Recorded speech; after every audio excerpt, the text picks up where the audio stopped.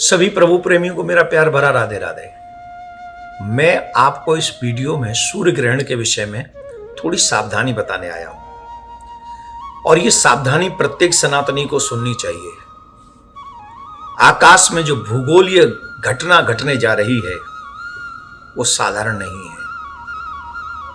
विष्णु पुराण में, स्कंद पुराण में, मत्स्य पुराण में इन ग्रहणों का अच्छे से वर्णन किया गया है और स्पेशली जो घटना होने वाली है वो ये कि जब पितृपक्ष प्रारंभ हुआ था तो पूर्णिमा के दिन चंद्र ग्रहण था और जब पितृपक्ष संपूर्ण हो रहा है तो अमावस के दिन सूर्य ग्रहण है। इसका मतलब जानते हो? हमारे ब्रज में लोग कहते हैं एक मास दो गहना, राजा मरे या सेना। आप समझ लो इसको कम छोटे से चीजों में, और एक महीना नहीं है तो 15 दिन के भीतर ही 15 दिन में ही दो गहना, तो कितना मुश्किल हो जाएगा। पहले तो इसे बचने का उपाय मैं बताऊंगा, लेकिन इसका दुष्परिणाम क्या होगा जानते हैं? ये सभी पुराणों में भी इसका वर्णन है। ये भूगोलीय घटना जो घटने जा रही है 21 तारीख को, सभी सनातनियों को इस वीडियो को सुनना चाहिए, सावधान होना चाहिए और अपने परिवारों की सुरक्षा के लिए कार्य करना चाहिए। इसका दुष्परिणाम क्या होता है जानते हैं?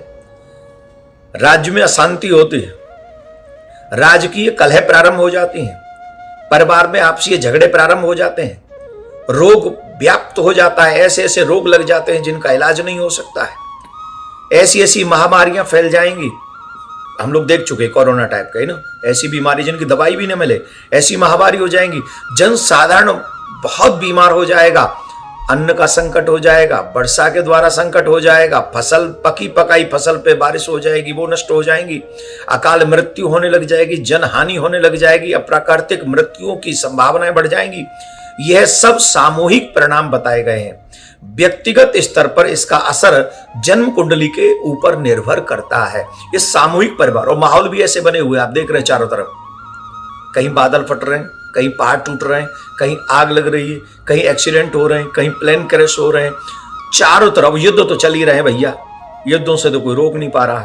तो ये सब घटनाएं होती रहेंगी और होंगी, लेकिन इन सब के, इन ग्रहण के दुष्परिणाम से भी कैसे बचा जाए, तो शास्त्रों में उसका भी उपाय बताया गया है, पुराणों में यह भी उपाय बताया गया है। ग्रहण के दुष्परिणाम से बचने के लिए शास्त्रों ने विशेषतः मंत्र जाप को उपाय बताया है कि आप लोग मंत्र जाप करें। किस मंत्र का जाप करें? एक तो जो गुरु के द्वारा आपको मंत्र प्राप्त है उस मंत्र का जाप करें, और जिनको गुरु मंत्र प्राप्त नहीं है तो वो नमो भगवते वासुदेवाय इस मंत्र का जाप करें, नमः शिवाय नमः शिवाय नमः शिवाय इस मंत्र का जाप करें, या फिर आदित्य हृदय स्तोत्र का पाठ करें। आदित्य हृदय स्तोत्र का पाठ करेंगे तो भी आपको इसका पुण्य मिल जाएगा।